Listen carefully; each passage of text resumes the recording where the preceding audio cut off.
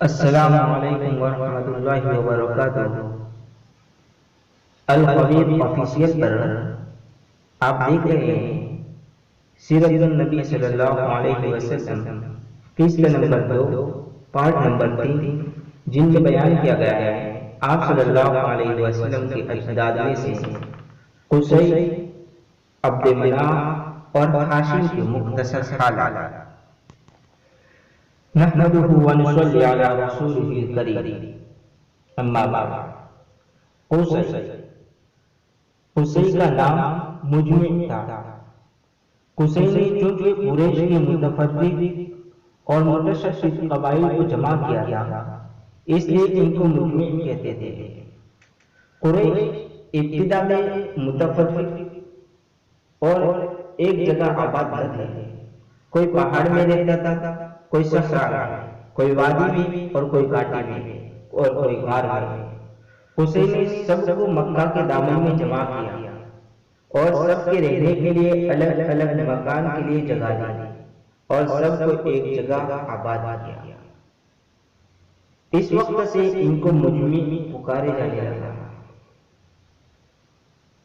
امام احمد بن حنبل امام شافعی سے راوی ہیں کہ قصی کا نام زید تھا۔ قصی بڑے حکیم اور دانا تھے۔ ان کی کلمات حکمت میں نقل کیا گیا ہے، جو لئیم اور کمینہ کا اکرام کرے وہ بھی اس کے لو یعنی کمینے پن میں شریک ہیں، جو اپنے مرتبے سے زیادہ طلب کرے وہ محرومی کے لائق ہیں، اور حاسد دشمن خفی ہیں، یعنی حسد کرنے والا چھپا ہوا دشمن ہے۔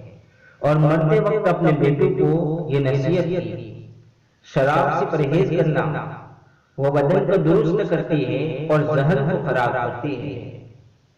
عرب میں قصی کو خاص اقتدار حاصل تھا، تمام لوگ ان کی مطیع اور فرمانبردار تھے۔ قصی نے دارالندوہ کے نام سے ایک مجلس مشاورت قائم کی، جس میں تمام اہم امور کے مشورے ہوتے تھے۔ نکاح اور ازدواج اور جنگی مہمات کے متعلق بھی اسی مجلس میں مشورہ ہوتا تھا۔ تجارت کے لیے جو قافلہ روانہ ہوتا وہ بھی اسی مقام سے روانہ ہوتا۔ سفر سے واپس آتے تو اول دارالندوہ میں آ کر اترتے، گویا کہ دارالندوہ عرب کا باب حکومت پر پارلیمان تھا۔ حجاوت، سقایت، رفادہ، دارالندوہ اور لواء، صرف قصی ان تمام مناصب کے منتہا، تنہا علمبردار اور تمام مہم خدمتوں کے ذمہ دار تھے۔ ان کے بعد یہ منصب اور عہدے مختلف قبائل پر منقسم ہوئے ہیں۔ ان کے علاوہ قریش کے اور بھی منصب تھے، جیسا کہ حافظ عینی نے عمدۃ القاری میں اجمالاً ان کو شمار فرمایا ہے، آپ وہاں رجوع کر سکتے ہیں۔ عبد مناف، امام شافعی فرماتے ہیں عبد مناف کا نام مغیرہ تھا، بہت حسین و جمیل تھے، اسی وجہ سے ان کو قمر البدر بھی کہتے تھے۔ موسیٰ بن عقبہ روایت کرتے ہیں کہ بعض پتھروں پر یہ لکھا ہوا پایا گیا، میں مغیرہ قصی کا بیٹا اللہ کی تقوی اور صلہ رحمی کا حکم دیتا ہوں۔ حاشی، امام مالک اور امام شافعی رحمہم اللہ فرماتے ہیں کہ ہاشم کا نام عمرو تھا، مکہ میں قحط تھا، ہاشم نے شوربہ میں روٹیاں چور کر اہل مکہ کو کھلائی، اس لیے ان کا نام ہاشم ہو گیا۔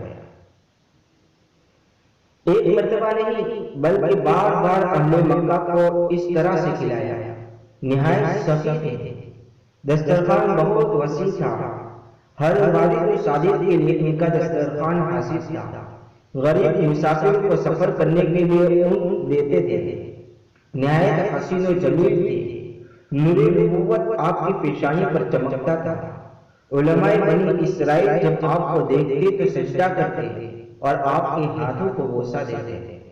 قبائل عرب اور علماء بنی اسرائیل نکاح کے لیے اپنی لڑکیاں ہاشم پر پیش کرتے تھے، حتیٰ کہ ایک مرتبہ ہرقل شاہ روم نے ہاشم کو خط لکھا کہ مجھ کو آپ کے جود و کرم کی اطلاع پہنچی ہے، میں اپنے شہزادے کو جو حسن و جمال میں یگانہ روزگار ہے آپ کی زوجیت میں دینا چاہتا ہوں، آپ یہاں آ جائیں تاکہ آپ سے شہزادی کا نکاح کر دوں۔ ہاشم نے شہزادی سے نکاح کا انکار کر دیا۔ شاہ روم کا مقصد اصلی یہ تھا کہ وہ نور نبوت جو ہاشم کی پیشانی پر چمک رہا ہے اس کو اپنے گھرانے میں منتقل کر دے۔ کہا جاتا ہے کہ وفات کے وقت ہاشم کا سن 25 سال کا تھا۔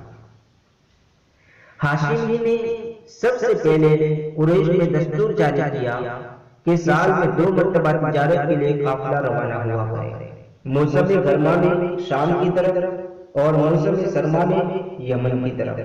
اسی دستور کے مطابق ہر موسم میں قافلہ روانہ ہوتا، لب و دب بیابانی اور خشک ریگستان برف و بحر کو قطع کرتا ہوا موسم سرما میں یمن اور حبشہ تک پہنچتا۔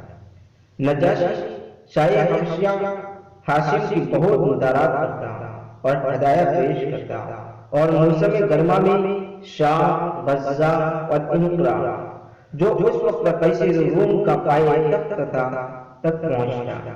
قیصر روم بھی ہاشم کے ساتھ نہایت احترام کے ساتھ پیش آتا اور نذرانہ بھی پیش کرتا۔ ایک شاعر کہتا ہے جس کا ترجمہ ہے، ہاشم نے اپنی قوم کے لیے 2 سفروں کا طریقہ کار جاری کیا، ایک سفر سردی اور دوسرا سفر گرمی کا، اور ہاشم نے حکومت یمن اور حکومت روم سے قریش کے کاروان تجارت کی حمایت اور حفاظت کا حکم حاصل کیا۔ عرب کے راستے عموماً چونکہ لوٹ اور تجارت سے محفوظ نہ تھے، اس لیے ہاشم نے قبائل سے یہ معاہدہ کیا کہ ہم تمہاری ضرورتیں پہنچایا کریں گے اور تم ہمارے قافلے کو کسی قسم کا ضرر اور نقصان نہ پہنچانا۔ ہاشم کی اس حسن تدبیر کا یہ نتیجہ ہوا کہ تمام راستے محفوظ ہو گئے۔ حق جل شانہ نے اپنے کلام پاک میں قریش کو انعام یاد دلایا ہے۔ اعوذ باللہ من الشیطان الرجیم، بسم اللہ الرحمن الرحیم، لإیلاف قریش إيلافهم رحلة الشتاء والصيف فليعبدوا رب هذا البيت الذي أطعمهم من جوع وآمنهم من خوف۔ چونکہ قریش اللہ کی رحمت سے موسم سرما اور گرما کے سفر کے عادی ہو گئے، اس لیے ان کو نعمت کے شکریہ میں اس خدا کی عبادت کرنی چاہیے جو اس گھر کا مالک ہے، اور اس نے ان کو بھوک سے کھانے کو دیا اور خوف سے امن دیا۔ جب ایام حج آتے ہیں تو ہاشم تمام حجاج کو گوشت اور روٹی اور ستو اور کھجور یہ چیزیں کھلاتے اور زمزم کا پانی پلاتے۔ مینا، مزدلفہ اور عرفات میں بھی اسی طرح کھانے اور پینے کا انتظام فرماتے تھے۔ امیہ بن عبد شمس کو ہاشم کا یہ جود و کرم اور تمام عرب میں ان کا یہ اقتدار بہت شاق اور گرا تھا۔ امیہ نے بھی اس کی کوشش کی کہ ہاشم کی طرح لوگوں کو کھلائے، مگر امیہ باوجود ثروت اور دولت کے ہاشم کا مقابلہ نہ کر سکا۔ بنی ہاشم سے بنی امیہ کی عداوت کا سلسلہ اول یہی سے شروع ہوا۔ ایک بار ہاشم قافلے تجارت کے ساتھ سفر کے لیے روانہ ہوئے۔ راستے میں مدینہ منورہ ٹھہرے، وہاں بازار میں ایک عورت نظر پڑی۔ حسین و جمیل ہونے کے علاوہ شرافت و نجابت، فہم و فراست کے اس کے چہرے سے نمایاں تھی۔ ہاشم نے دریافت کیا یہ عورت کسی کی منکوہ ہے؟ معلوم ہوا کہ آسیہ بن جلاح کی منکوہ تھی، جس سے عمر اور معبد یہ 2 لڑکے پیدا ہوئے۔ بعد میں اسیحہ نے اس کو طلاق دے دی۔ ہاشم نے اس سے نکاح کا پیام دیا۔ ہاشم کی نسبی شرافت اور ذاتی مکارم کی وجہ سے اس نے اس پیام کو قبول کیا اور نکاح ہو گیا۔ اس عورت کا نام سلمہ بنت عمرو تھا جو قبیلہ بنی نجار سے تھی۔ نکاح کے بعد ہاشم نے ایک دعوت دی جس میں تمام قافلہ والے شریک تھے اور کچھ لوگ قبیلہ خزرج کے بھی مدعو تھے۔ ہاشم نے نکاح کے بعد کچھ روز مدینہ میں قیام کیا۔ سلمہ کو حمل ہو گیا جس سے عبد المطلب پیدا ہوئے۔ جس وقت پیدا ہوئے تو سر میں ایک بال سفید تھا، اس لیے شیبہ نام رکھا گیا۔